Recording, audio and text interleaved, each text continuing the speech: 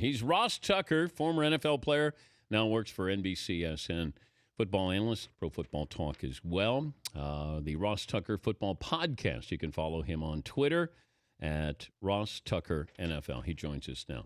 Ross, good to have you aboard. Michael Sam is not in the NFL because of what? Because every single team does a cost-benefit analysis on any player acquisition, and they have decided that the benefit of what he would give them on a roster or on a practice squad is not worth everything else that comes along with having him on your practice squad or on your roster. The media's role in this is what? Significant, Dan, but I hesitate to blame the media because, Michael came out and said that he's gay, and that's huge news. And I think he knew it was huge news. I think he wanted it to be significant news, no matter how much he tried to downplay it. So there's no question it's going to be heavily covered. But I can tell you, I tweeted this weekend, I was surprised he's not at least on the practice squad, and Eric Wood, starting center for the Buffalo Bills, tweeted me back and said, blame ESPN for that. Nobody wants a distraction like that on their team. I had a team executive, Dan, hear me talking about it this morning on the radio.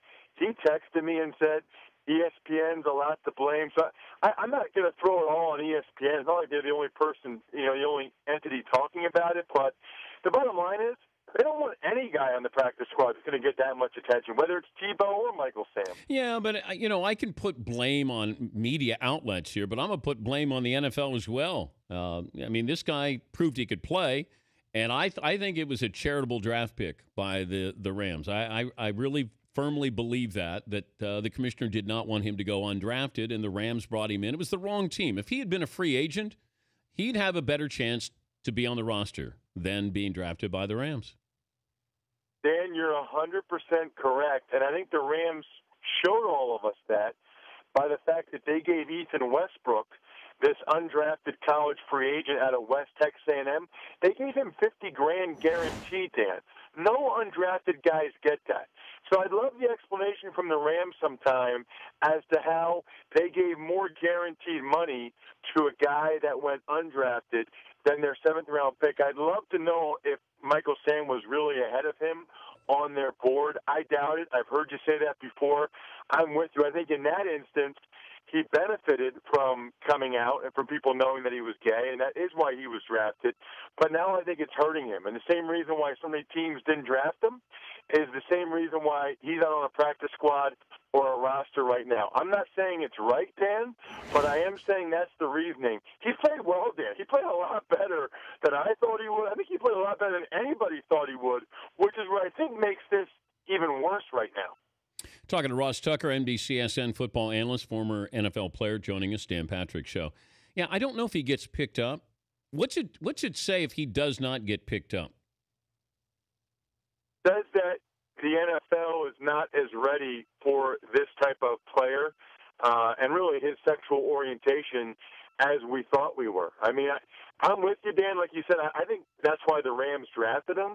But you think if a team like the Rams were willing to draft him in part because of that sexual orientation, you'd think somebody else would be willing to put up with whatever the media attention is and have him on the practice squad. Now that he's actually shown he can be productive, that sack he had against the Browns where he wipes the right tackle's hands off him, Dan, he did some legitimatately good things in the preseason. There is no doubt in my mind that if he were either in the closet or was not homosexual, that he would be on a practice squad. I really think that's a darn shame. What's this mean for the next player? It's a great question. It means they probably won't say anything. Number one, you don't get the benefit, whatever there is, of being the pioneer, of being the first openly gay player in the NFL. Michael Sam is already going down the record books for that. And then they probably look at it now and say, that's why he's not. on anybody's active roster or practice squad right now. I don't really understand how it's possible. I know the Rams kept 9 D linemen, but I don't know how he was that close to making the team. Yeah. But he can't be on the 10-man practice squad. But I think, Dan, that they'll probably go back to keeping it in the closet. I think if he does not get picked up this year, I think it's a step backwards more than a step forward in that regard. Did you ever have gay teammates? Not that I was aware of at the time, and I still don't know. I have to go through. I played for 5 teams, but to my knowledge, nobody that has come out after the fact. But the answer is yes. I'm quite sure I did. But I said this before.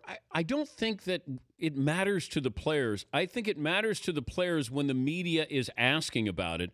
The player, it's hard enough to just do your job and be on the field and contribute.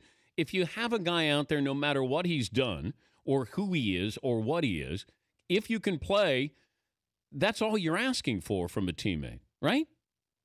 You're 100% correct, but you're also correct when you say that it would just be annoying as much as anything. You know, I mean, if he was on your team and you're getting asked questions about it, is it really that big a deal? No. I mean, you've got media availability anyway, but it just becomes the story. It becomes what people are talking about your team if he played in Buffalo or Cincinnati or wherever he was. That's what people would be talking about. You'd be answering questions about it every day, and it would just be annoying. That's the player's perspective. The team's perspective is that it's something that they can't really control, the media element, even, you know, what happened with ESPN and Josina Anderson, the whole showering thing. There's just aspects of him being in your building that you can't control, and no one is going to take that chance, or at least nobody to this point, with a guy that anybody on the practice squad, it's very marginal at best that they'd ever actually get in a regular season game. There's a percentage that do it, but it's not large. Ross, good to talk to you. Thank you for your perspective. My pleasure, Dan. Anytime. Thanks for having me. That's Ross Tucker, Ross Tucker Football Podcast, and you can follow him on Twitter at Ross Tucker NFL.